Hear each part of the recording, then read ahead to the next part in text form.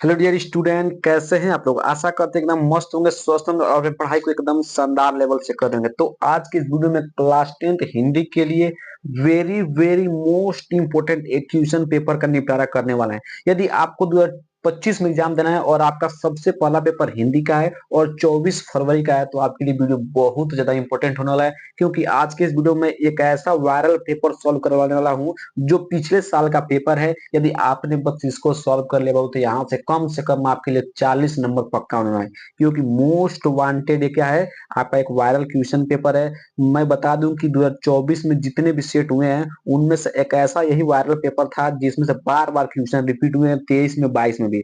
तो बस यदि आपने हिंदी में कुछ भी नहीं पढ़ा है तो बस आपने इस वीडियो को देख लिया और इस क्वेश्चन पेपर को सॉल्व कर लिया अच्छे से, तो आपका यहाँ से 40 नंबर पक्का हो जाएगा मात्र एक वीडियो में। तो मात्र आप 20 मिनट इस वीडियो को देखेंगे बाबू, तो मैं आपको सभी क्वेश्चन पेपर को सॉल्यूशन करा दूंगा। तो चलिए वीडियो को स्टार्ट करते हैं। और वीडियो को स्टार्ट करने से पहले यदि आप हमारे चैनल पहली बार आए हैं तो चैनल को सब्सक्राइब कीजिएगा, वीडियो को लाइक और एक प्यारा सा कमेंट जरूर कीजिएगा।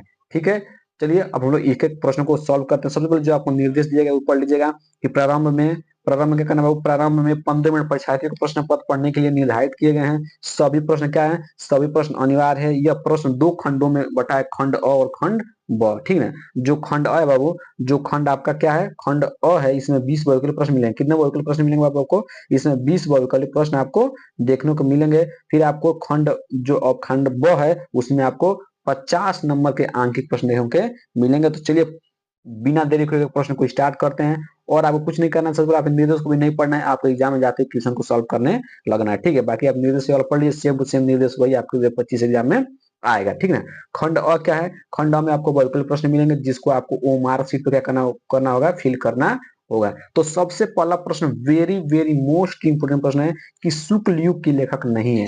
आपको बताना है कि इसमें कौन ऐसा है जो शुक्ल युग का लेखक नहीं है। जयशंकर प्रसाद, प्रेमचंद्र, रामचंद्र शुक्ल या भारतेंदु हरिश्चंद्र। ठीक है, तो इसमें से कौन सा लेखक है जो शुक्ल युग का नहीं है। तो इसका राइट आंसर क्या होगा, इसका right answer option number D, जो भारतेंदु हरिश्चंद्र है ये शुक्ल युग के लेखक नहीं है। ठीक है, इस शुक्ल युग के एक लेखक नहीं है, तो ऑप्शन नंबर फर्स्ट क्या जाएगा, बिल्कुल करेक्ट आंसर हो जाएगा। ठीक है, बाकी अब हम लोग दूसरे प्रश्न पढ़ते हैं। दूसरा प्रश्न है कि पूस की रात, वेरी वेरी मोस्ट इंपोर्टेंट प्रश्न है कि पूस की रात की कहानी की है कौन है। जयशंकर प्रसाद, प्रेमचंद्र, सुदर्शन, ठीक है, या यशपाल जी। ठीक है, तो इसका राइट आंसर क्या हो जाएगा, बताना है कि पूस की रात कहानी के लिए कौन है। 2025 का ये आउट क्वेश्चन में बता दूं, 2025 का ये आउट क्वेश्चन है। ठीक है, तो इसका राइट आंसर हो जाएगा जो पूस की रात की कहानी के लिए कौन है, प्रेमचंद्र जी। कौन है, प्रेमचंद्र जी। तो ऑप्शन नंबर बी बिल्कुल करेक्ट आंसर हो जाएगा। अगले प्रश्न बढ़ते हैं। बहुत जल्दी इस क्वेश्चन को सॉल्व करा दूंगा ताकि आपका टाइम बच सके और आप दूसरे पेपर की तैयारी कर सके। ठीक है, तो दूसरा प्रश्न क्या, ध्यान से। दूसरा तीसरा प्रश्न है आपका। तीसरा प्रश्न है कि सिंदूर की Holi, very very most important प्रश्न है। ये वायरल क्वेश्चन पेपर बाबू, मैं बता दूं बस आप इसको कर ले गए तो 40 नंबर अपने झोली में रख लीजिएगा। ठीक है, बताना है कि सिंदूर की होली के नाटककार हैं जयशंकर प्रसाद जी हैं, राम कुमार वर्मा जी, लक्ष्मी नारायण मिश्र जी या हरिकृष्ण प्रेमी जी।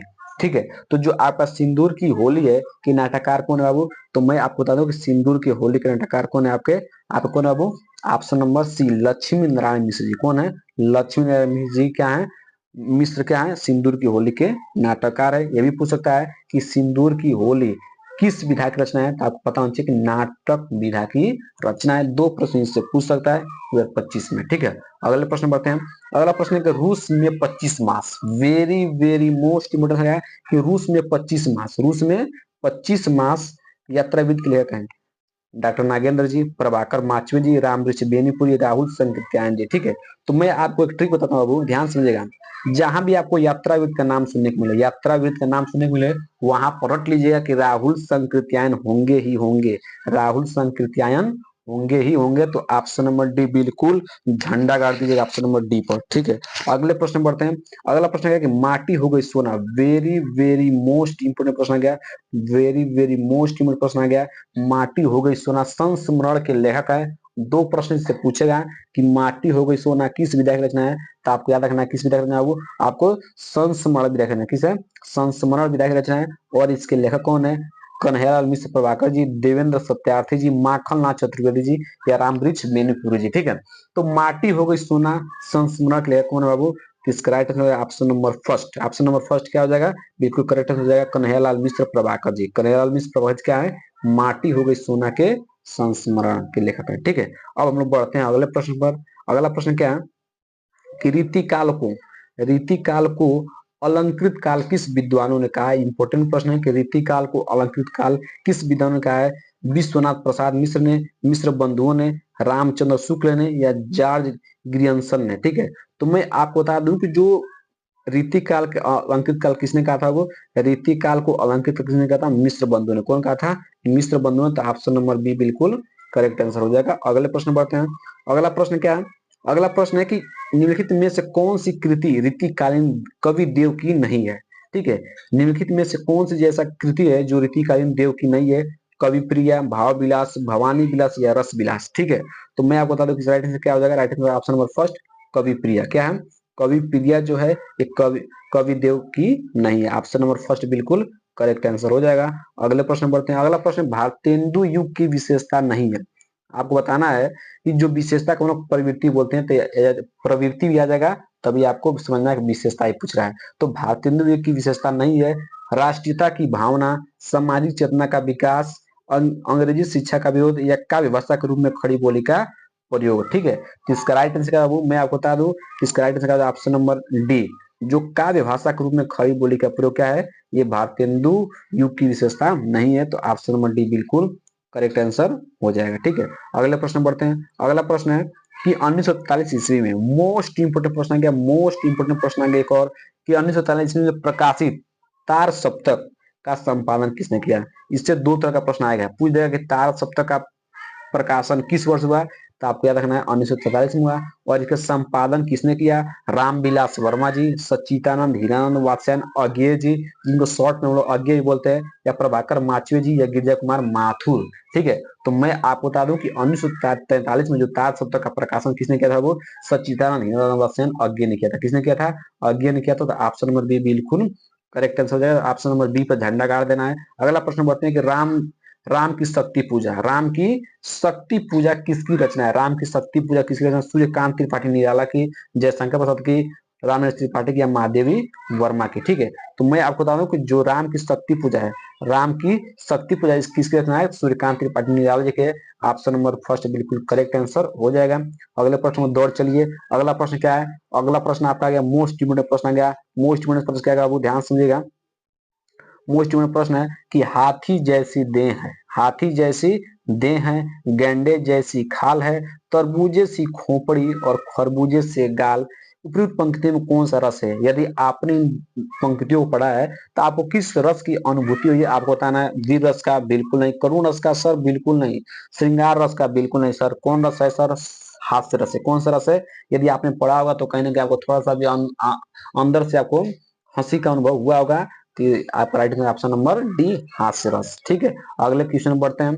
अगला क्वेश्चन क्या है, उस काल मारे क्रोध के, उस काल मारे क्रोध के तन कांपने उनका लगा, मानो हवा के वेग से सोता हुआ सागर जगह। मोस्ट इंपोर्टेंट वाला पंक्ति है, उपयुक्त रेखांकित पंक्ति में कौन सा अलंकार है, उपमा अलंकार, रूपक अलंकार, उत्प्रेक्षा अलंकार या श्लेष अलंकार। ठीक है, तो मैं आपको बता दूं कि जहां भी आपको मन मानो, मनहु जनो, मन मानो, मनहु जनो, ये सब देखने को मिल जाए, ये शब्द किसी भी पंक्ति मिल जाए, तो आपको डायरेक्ट लगाना है, बिना देखे हुए, बिना कॉपी में देखे हुए एकदम मार देना है। ऑप्शन नंबर जो जहां पर उत्प्रेक्षा अलंकार लिखा हुआ एकदम मार देना है। ठीक है, तो जहां पे मन मानो, मन मानो, देखिए मानो आया कि नहीं आया, तो आपको उत्प्रेक्षा अलंकार लगाना ही लगाना पड़ेगा। मन मानो, मनहु जनो, ये सब जब भी शब्द मिल जाए तो आपको उत्प्रेक्षा अलंकार पर बिना देखे हुए झंडा गाड़ देना है। ठीक है, 12 नंबर प्रश्न हो गया। अब हम बढ़ते हैं 13 नंबर प्रश्न। 13 नंबर जो सुमिरत सीधी हुई, जो सुमिरत सीधी हुई, गणनायक करिवर बदन, करऊं अनुग्रह सोई, बुद्धि राशि शुभ गुण सदन। उपयुक्त पंक्ति में कौन सा छंद है, आपको छंद बताना है।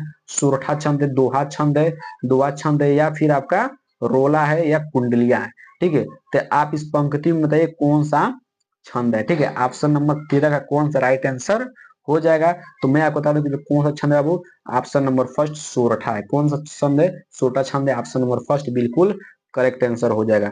अगले प्रश्न बढ़ते हैं। निम्नलिखित में से किस शब्द में, निम्नलिखित में से किस शब्द में अनु, उपसर्ग का प्रयोग नहीं हुआ है। ध्यान से देखिए यहाँ पर पूरा हेडिंग लिखा गया है नहीं, ब्लैक पेन से लिखा गया है एकदम। इसको क्या किया गया है, थोड़ा हाईलाइट कर दिया गया है, ठीक है।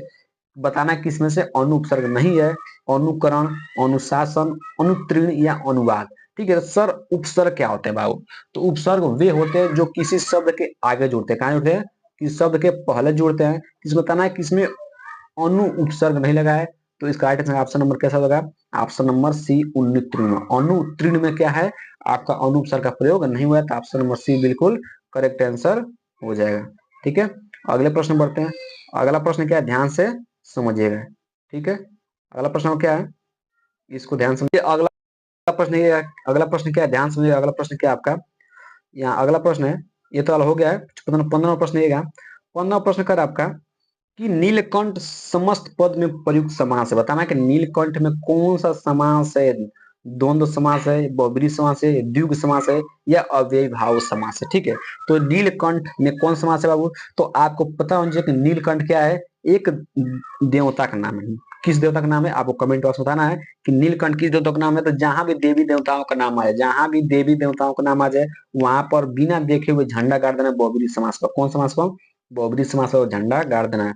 अगले प्रश्न बढ़ते हैं। अगला प्रश्न, बादल का पर्यायवाची शब्द नहीं है। आपको बताना है इसमें कौन ऐसा है जो बादल शब्द का पर्यायवाची नहीं है, ठीक है। पर्यायवाची नहीं है बादल शब्द का, नीरद, अम्बुद, ठीक है, जलद या जलज, ठीक है।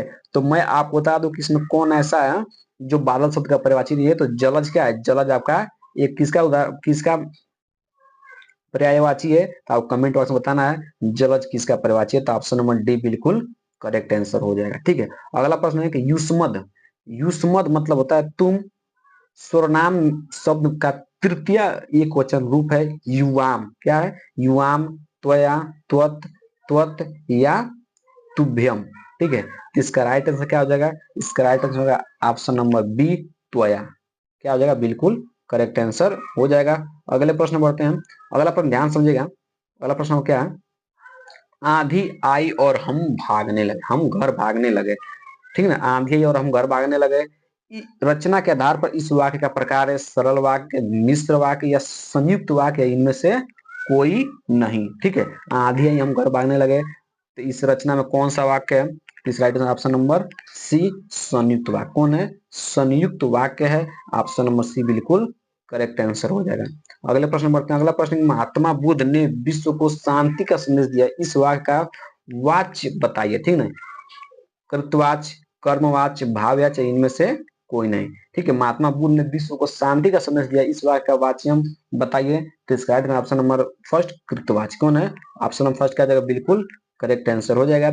अगला और आखिरी बहुविकल्प प्रश्न है कि वो अचानक चला गया, वह अचानक चला गया, वाक्य में प्रयुक्त अचानक पद का व्याकरणिक परिचय है, ठीक ना। व्याकरणिक परिचय क्या है, संज्ञा, सर्वनाम, क्रिया विशेषण या क्रिया, ठीक ना। अचानक चला गया, क्या बाबू, अचानक चला गया, तो आपको बताना है अचानक क्या है, यहाँ पर आप क्रिया विशेषण है, क्या है, एक विशेषण है क्रिया विशेषण, जो क्रिया का विशेषता बताता है उसे क्रिया विशेषण कहते हैं। तो अचानक कब गया, अचानक चला गया, तो ऑप्शन नंबर सी बिल्कुल करेक्ट आंसर हो जाएगा। यहाँ तक टोटल 20 एमसीक्यू कर लिया, मोस्ट इंपोर्टेंट सभी एमसीक्यू है।